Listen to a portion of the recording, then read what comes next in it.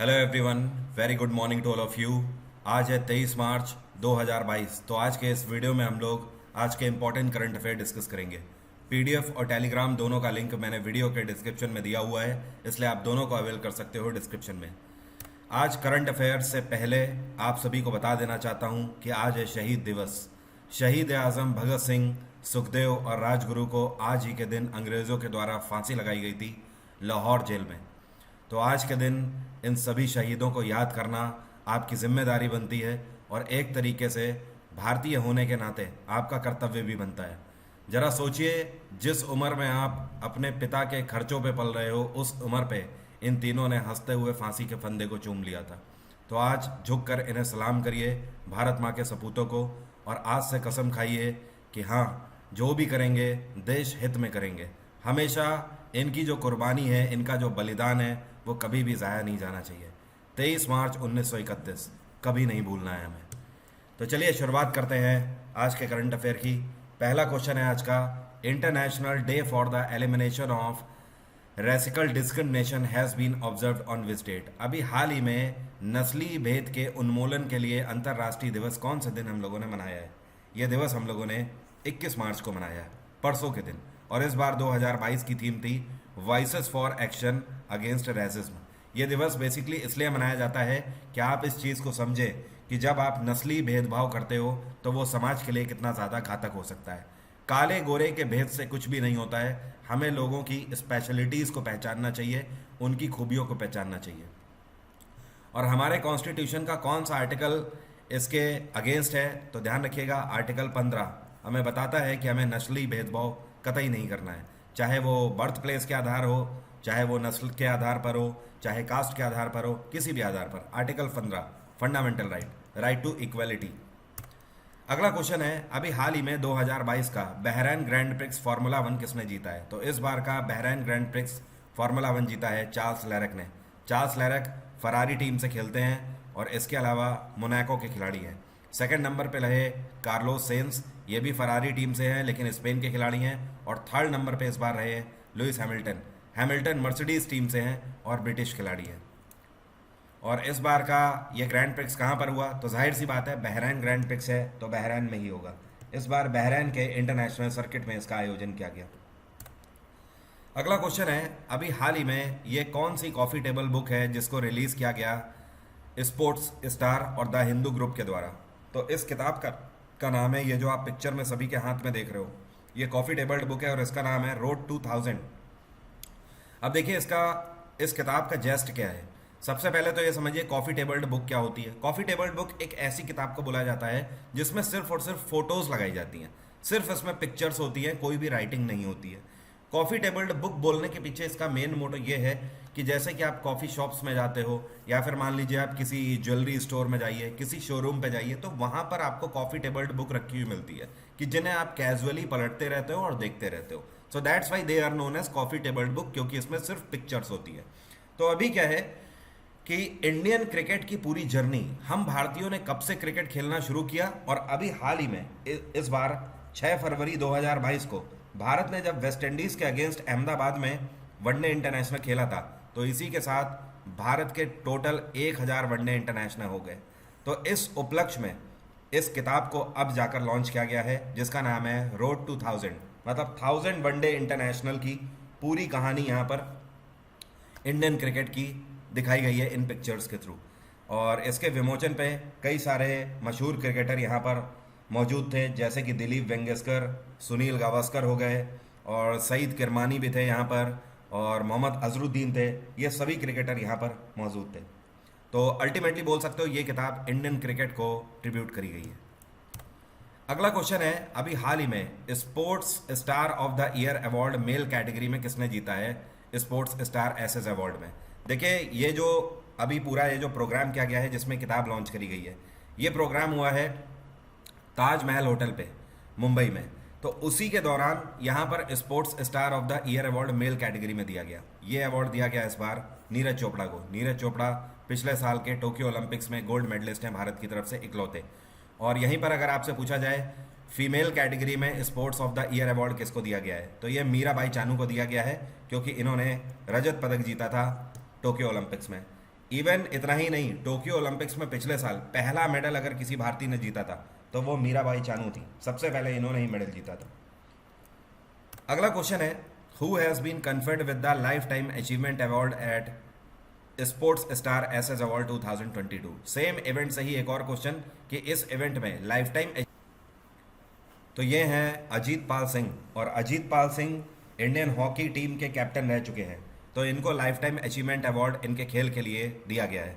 इसके अलावा same event में आपको ध्यान रखना है कुछ अवार्ड, जैसे कि sportsman of the year award Rupinder Pal Singh को दिया गया है, sports women of the year award Savita को दिया गया है, sports women of the year award individual sport में लवलीना बोर्गोहैन को दिया गया है, और para athlete of the year अगर बात करी जाए तो ये अवानी लखेरा को दिया गया है। और सबसे ज़्यादा इंपॉर्टेंट जो अभी है करंट अफेयर से रिलेटेड, वो आपको ये लास्ट वाला ध्यान रखना है, स्पेशल रिकॉग्निशन अवार्ड किसको मिला है। तो ये है प्रमोद भगत। प्रमोद भगत आपको पता है कौन है, ये पैरा बैडमिंटन प्लेयर है। और आरिफ खान को भी मिला है स्पेशल रिकॉग्निशन अवार्ड। ये कौन है आपको याद होगा, मैंने आपको बताया था, ये अभी हाल ही में बीजिंग ओलंपिक्स जो 2022 के लिए हैं उसके लिए क्वालिफाई किए थे, और इकलौते ऐसे भारतीय खिलाड़ी हैं जो कि इस बार 2 इवेंट में क्वालिफाई किए हैं, और ये आइस स्कीइंग करते हैं, जम्मू कश्मीर से बिलोंग करते हैं। और प्रमोद भगत जो हैं ये बिहार से बिलोंग करते हैं। अगला क्वेश्चन है, अभी हाल ही में एक किताब लॉन्च हुई है, इस किताब का नाम है more than just surgery, life lessons beyond the operation theatre. तो ये जो किताब है ये किसके द्वारा लिखी गई है, किताब लिखी है डॉक्टर तेहमटन इराक उडवाडिया। क्या नाम है, डॉक्टर तेहमटन इराक उडवाडिया। अब ये हैं कौन जिन्होंने ये किताब लिखी है, आपको बता दूं, ये मुंबई से बिलोंग करते हैं डॉक्टर, और बेसिकली ये general and gastro intestinal surgeon है, और इन्हीं को father of laparoscopy in India के नाम से भी जाना जाता है। मतलब भारत के अंदर लेप्रोस्कोपी का जनक इनको बोला जाता है। अब देखिए लेप्रोस्कोपी होता क्या है, इसको ऐसे लिखते हैं लेप्रोस्कोपी। लेप्रोस्कोपी आपके पेट के अंदर इंटेस्टाइन हो या फिर किसी भी तरीके के डाइजेस्टिव सिस्टम में होने वाला ऑपरेशन या सर्जरी जिसको आप कैमरे की मदद से करते हो उसको बोला जाता है लेप्रोस्कोपी। पूरे भारत में पहले ऐसे ये डॉक्टर हैं जिन्होंने 1990 में ऐसी सर्जरी करी थी। एक्चुअली इन्होंने लेप्रोस्कोपी की थेरेपी भारत में 1972 में ही लॉन्च कर दी थी, लेकिन जो पहला ऑपरेशन था वो इन्होंने या सर्जरी थी 1990 में किया था। इसके अलावा 2006 में इनको पद्मश्री से भी सम्मानित किया गया था। किससे, पद्मश्री। और 2006 में ही इनको एक और अवार्ड से सम्मानित किया गया था, इनको order of the British Empire से सम्मानित किया गया था क्वीन एलिजाबेथ सेकेंड के द्वारा ब्रिटेन में। इसके अलावा अभी हाल ही में 2017 में इनको पद्म भूषण से भी सम्मानित किया जा चुका है। तो आप समझ सकते हो what an eminent personality doctor Tehmtan. तो इन्होंने अभी हाल ही में अपनी पूरी जर्नी इस किताब में लिख दी है कि क्या इनकी लाइफ जर्नी रही है, कैसे स्टूडेंट थे और स्टूडेंट से इनकी रिसर्च तक की जर्नी, रिसर्च से लेकर सर्जिकल प्रैक्टिस तक की जर्नी, उसके बाद इन्होंने पढ़ाना भी शुरू किया। तो ये सारी इनकी पूरी जर्नी है लाइफ की। अगला क्वेश्चन है, ये कौन सा बैंक है जिसके द्वारा स्मार्ट हब व्यापार प्रोग्राम और ऑटो फर्स्ट एप्लीकेशन लॉन्च किया जाएगा। ये है HDFC बैंक। अब देखिए जो स्मार्ट हब व्यापार प्रोग्राम है ये क्यों लॉन्च किया जाएगा, ये रिटेलर्स को लोन फैसिलिटी देगा। मतलब मान लीजिए रिटेलर्स का मतलब समझते हैं जो फुटकर सामान बेचते हैं जो लोग बाजार में, चाहे वो किसी भी क्षेत्र में हो। मान लीजिए हार्डवेयर की आपकी रिटेल की दुकान है, या फिर आपकी ग्रॉसरी की रिटेल की दुकान है, कपड़े की रिटेल की दुकान है। आप अगर रिटेल के कोई भी व्यापारी हैं तो आप स्मार्ट हब व्यापार प्रोग्राम के तहत आसान दरों में लोन ले सकते हो। इवन इतना ही नहीं, आप UPI प्लेटफॉर्म से भी लोन ले सकते हो, QR कोड से भी लोन ले सकते हो। ठीक है, इन सब से आप लोन ले सकते हो। अगर आप कोई भी UPI यूज़ कर रहे हो, आप उस बिहाफ पे HDFC बैंक से अपना अकाउंट लिंक करिए, आपके अकाउंट में तुरंत लोन के पैसे आ जाएंगे। ऑटो फर्स्ट एप्लीकेशन क्यों लॉन्च किया गया है, तो ये बेसिकली क्या करेगा, ये ऑटोमेटेड लोन प्रोवाइड करेगा। ऑटोमेटेड लोन का मतलब ये होता है आप HDFC बैंक के अगर कस्टमर हैं तो आप इनके एप्लीकेशन में जाइए, और इस वाले एप्लीकेशन में ऑटो फर्स्ट में आप जाएंगे, आपको अपना आधार कार्ड डालना पड़ेगा या फिर आपसे आपका कॉन्टैक्ट नंबर पूछेगा जो कि बैंक में लिंक्ड होगा। आप सिर्फ उतना डालिए, आपके अकाउंट में जैसी क्रेडिबिलिटी होगी उस बिहाफ पर आपको दिखा देगा कि बैंक की तरफ से आपको कितना लोन मिल सकता है। मान लीजिए आपके अकाउंट की क्रेडिबिलिटी है जैसे उस आधार पे आपको बैंक 2 लाख का लोन अभी दे सकता है इंस्टेंट, तो आपके सामने लिख कर आ जाएगा 2 लाख रुपये हैज़ बीन सैंक्शन्ड। अगर आप ओके पे प्रेस करते हो तो with in a minute 60 second के अंदर आपके अकाउंट में 2 लाख रुपया पूरा ट्रांसफ़र हो जाएगा लोन स्वरूप। अगर आप कैंसिल करते हैं, आपको इसकी ज़रूरत नहीं है, तो आप कैंसिल भी कर सकते हैं। जैसे कि आपको 2 लाख का लोन अप्रूव हुआ, तो आप चाहें तो केवल 1 लाख का भी लेना चाहें तो आप 1 लाख भी ले सकते हो। तो ये सारी फैसिलिटीज़ हैं इन दोनों के तहत, जो कि एचडीएफसी प्रोग्राम लॉन्च कर रहा है। एचडीएफसी बैंक की स्थापना 1994 में करी गई थी, हेड क्वार्टर है इसका मुंबई, और इसके चेयर स्थापना 1993 में करी गई थी, हेड क्वार्टर है इसका भी मुंबई, और चेयरपर्सन है Amitabh Chaudhary. ICICI bank 1994, headquarter है वडोदरा, और इसके चेयरपर्सन है इस टाइम पे संदीप बख्शी। कोटक महिंद्रा बैंक की स्थापना साल 2003 में करी गई थी, इसका हेड क्वार्टर है मुंबई, और इसके चेयरपर्सन है उदय कोटक। अगला क्वेश्चन है, अभी हाल ही में भारत और सेशल्स के बीच में ज्वाइंट मिलिट्री एक्सरसाइज शुरू हुई है, जिसका नाम है लेमिटाई 2022। ये इसका कौन सा संस्करण इस बार आया? 22 मिलिट्री एक्सरसाइज का इस बार नवा संस्करण आयोजित किया जा रहा है, 9th एडिशन, और इसकी शुरुआत 22 मार्च से अभी हुई है, और ये एक्सरसाइज 31 मार्च तक चलेगी। ये एक्सरसाइज इस बार कहाँ हो रही है? तो ये सेशल्स में ही हो रही है। तो इंडियन आर्मी सेशल्स गई है और वहाँ पे इसको ज्वाइन कर रही है एक्सरसाइज को। इंडियन आर्मी की तरफ से इस बार गोरखा राइफल भारतीय सेना को रिप्रेजेंट कर रहे हैं। कौन? गोरखा राइफल्स। और आपको बता दूं, सेशल्स एक अफ्रीकन कंट्री है बेसिकली, पता है ना, और इसकी कैपिटल क्या है? विक्टोरिया।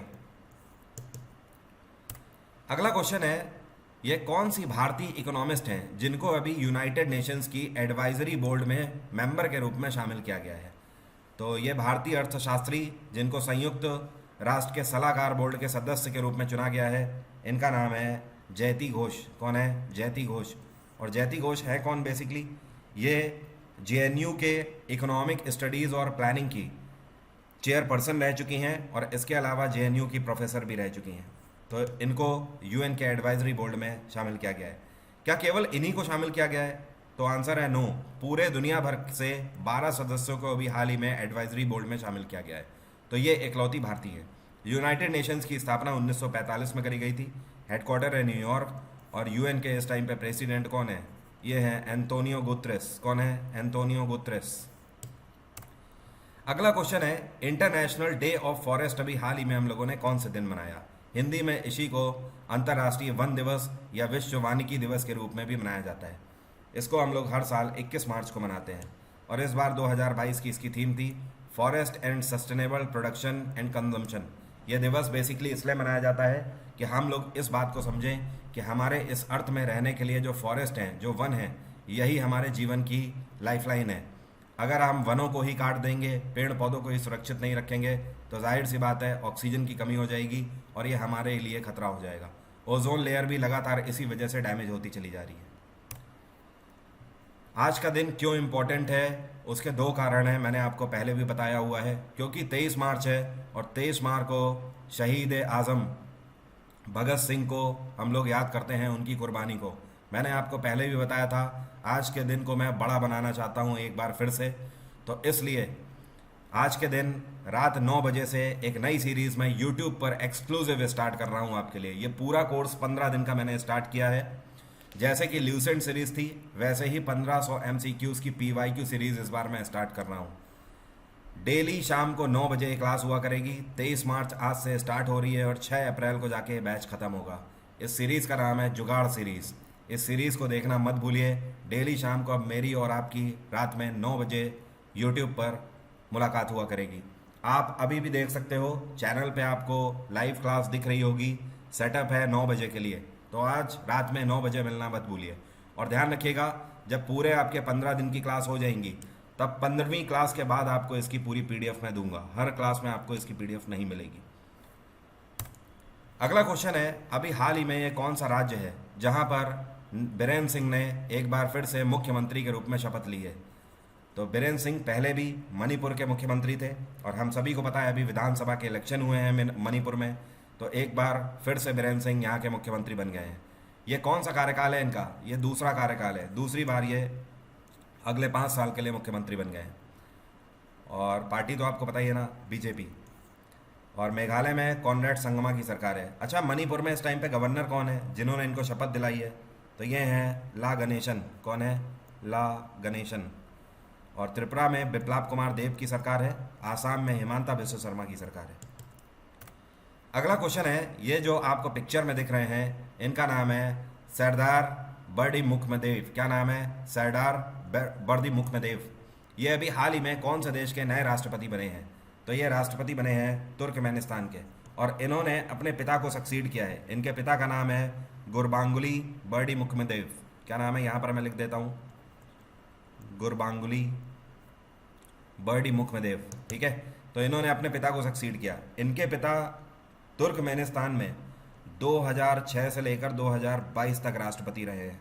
तो अभी हाल ही में यहाँ पर इलेक्शन हुए और प्रेसिडेंशियल इलेक्शन में तुर्कमेनिस्तान के लोगों ने इनके बेटे सरदार बुर्द मुखमेदेव को अपना राष्ट्रपति चुना है। तुर्कमेनिस्तान की कैपिटल है अशगाबत। एक फैक्ट आपको बताऊं, तुर्कमेनिस्तान में हर 7 साल में प्रेसिडेंशियल इलेक्शन होते हैं। जैसे हमारे देश में 5 साल में होते हैं ना, वैसे ही यहाँ 7 साल में होते हैं। उज्बेकिस्तान की कैपिटल है ताशकंद, अफगानिस्तान की कैपिटल काबुल और अजरबैजान की कैपिटल है बाकू। क्या बोलते हैं? बाकू। अगला क्वेश्चन है, BNP Paribas open tennis tournament 2022 का आयोजन कौन से शहर में किया गया? तो इस बार इसका आयोजन अमेरिका के कैलिफोर्निया में किया गया। आपको पता है टेनिस में ग्रैंड स्लैम सबसे बड़े इवेंट होते हैं, लेकिन ग्रैंड स्लैम के बाद दूसरे नंबर का यही इवेंट होता है जो कि सबसे ज़्यादा दिनों तक चलता है। पूरे 14 दिन तक ये चलता है, 2 हफ्तों तक ये आयोजित किया जाता है। अब देखिए, ये तो बात हो गई कि कहाँ पर इस बार इसको आयोजित किया गया। ये 7 से लेकर 20 मार्च तक इस बार चला है। अब सवाल ये उठता है कि इस बार इसमें सिंगल टाइटल जीते किसने हैं? तो अगर आपसे पूछा जाए इस बार यहाँ पर विमेन सिंगल किसने जीता है, तो ध्यान रखिएगा, विमेन सिंगल जीता है इगा स्विएटेक ने। किसने? Iga Swiatek. इगा स्विएटेक कहाँ की खिलाड़ी हैं? ये पोलैंड की खिलाड़ी हैं। और अगर आपसे पूछा जाए मेन सिंगल इस बार किसने जीता है, तो इनका नाम है टेलर फ्रिट्ज। यहाँ पर मैं लिख देता हूँ टेलर, FRITZ, टेलर फ्रिट्ज, और ये अमरीकी खिलाड़ी है। ठीक है, तो इन दोनों के नाम आपको ध्यान रखने हैं। अगला क्वेश्चन है, अभी हाल ही में एशियन क्रिकेट काउंसिल के प्रेसिडेंट के रूप में जे शाह का कार्यकाल कितने सालों के लिए बढ़ा दिया गया? एशियन क्रिकेट काउंसिल के पहले भी प्रेसिडेंट थे ना, तो एक बार फिर से इनका कार्यकाल बढ़ा दिया गया है अगले 1 साल के लिए। इसके अलावा जे शाह BCCI के सेक्रेटरी भी है। 2019 में BCCI के सेक्रेटरी बने थे और एशियन क्रिकेट काउंसिल में ये प्रेसिडेंट के रूप में अपॉइंट किए गए थे। कब? जनवरी 2021 में। जब ये अपॉइंट किए गए थे तो इन्होंने वहाँ पर नजमुल हसन को सक्सीड किया था। किसको? नजमुल हसन। और नजमुल हसन कौन है? ये president of Bangladesh cricket board है। By the way, Asian cricket council की अगर बात करें तो इसका हेडक्वार्टर है कोलंबो। ये बहुत कम लोगों को पता होता है। जैसे कि ICC तो पता है Dubai, BCCI Mumbai, Asian cricket council का हेडक्वार्टर क्या है? ये है श्रीलंका की कैपिटल कोलंबो। और इसके चेयरपर्सन कौन है? ये हैं अमिताभ चौधरी। अमिताभ चौधरी। अगला क्वेश्चन है, ये जो आपको पिक्चर में दिख रहे हैं इनका नाम है दायबेदो फ्रांसिस केरे। क्या नाम है? दायबेदो फ्रांसिस केरे। ये पहले ऐसे अफ्रीकन बन गए हैं जिन्होंने प्रिट्जकर प्राइज 2022 जीता है। लेकिन ये कौन से फील्ड में दिया जाता है प्राइज जिसका नाम है प्रिट्जकर? तो प्रिट्जकर दिया जाता है आर्किटेक्चर फील्ड में। ये दुनिया के बेहतरीन आर्किटेक्ट्स को दिया जाने वाला प्राइज है। तो ये हैं दायबेदो फ्रांसिस केरे। इससे पहले किसी भी अफ्रीकन को प्रिट्जकर प्राइज नहीं मिला है, तो इस बार का प्रिट्जकर इन्होंने ही जीता है। और ये अफ्रीकन रीजन में बुर्किना फासो से बिलोंग करते हैं। इस बार प्रिट्जकर प्राइज का 51वां संस्करण आयोजित किया गया है। एक और आपको फैक्ट बताता हूँ, पहले भारतीय कौन है जिन्होंने ये प्राइज जीता है? तो साल 2018 में पहले भारतीय हैं बालकृष्ण दोषी। क्या नाम है? बालकृष्ण दोषी। इन्होंने 2018 का प्रिट्जकर जीता था, ये पहले थे। और ये जो प्रिट्जकर प्राइज है ये हयात फाउंडेशन के द्वारा दिया जाता है। और फिलहाल दायबेदो फ्रांसिस केरे ने ये बिल्डिंग बनाई हुई है जिसकी वजह से इनको सम्मानित किया गया है। एंड आज का दिन काफ़ी बड़ा है, कुछ चीज़ें हैं जो कि आपको ध्यान रखनी होगी, ध्यान से यहाँ पर सुन लीजिए। रात में 9 बजे मैं जुगाड़ सीरीज़ तो स्टार्ट कर ही रहा हूँ, यूट्यूब पर इसकी क्लासेस होंगी लाइव आके। इसके अलावा शाम को 4 बजे मैं स्पेशल क्लास ले रहा हूँ, ल्यूसेंट के क्वेश्चन यहाँ पर मैं आपको रिवाइज़ करा रहा हूँ। मैं माफ़ी चाहता हूँ, यहाँ पर ल्यूसेंट नहीं, आज शाम को 4 बजे साइंस के MCQs होने जा रहे हैं, तो मोस्ट इंपॉर्टेंट क्लास है। तो इस क्लास का लिंक वीडियो के डिस्क्रिप्शन में है, तुरंत जाइए, एनरोल करिए और शाम को 4 बजे हम लोग मिलेंगे स्पेशल क्लास में। और क्लास को खोलने के लिए अनलॉक कोड आपको पता ही है ना, वरुण 777 है। इसके अलावा आज का दिन इसलिए भी बड़ा है क्योंकि आज ही के दिन सुप्रीम कोर्ट और हाई कोर्ट और डिस्ट्रिक्ट कोर्ट कैटेगरी के लिए मैं GS GK का फुल बैच स्टार्ट कर रहा हूँ। तो आप इसके लिए अनअकैडमी प्लस को सब्सक्राइब कर सकते हो डिस्काउंट कोड वरुण777 के साथ। इस कोड की मदद से मार्च के बेस्ट ऑफर और एक्स्ट्रा 20% का डिस्काउंट आपको मिल जाएगा। और एक चीज़ ध्यान रखिए, अनअकैडमी प्लस में प्राइस हाइक होने वाले हैं फिर से, तो आप उससे पहले सब्सक्रिप्शन लेना चाहते हैं तो अवेल कर लीजिए। तो आज की बात यहीं तक। Bye bye, take care, have a nice day, आपका दिन मंगलमय हो।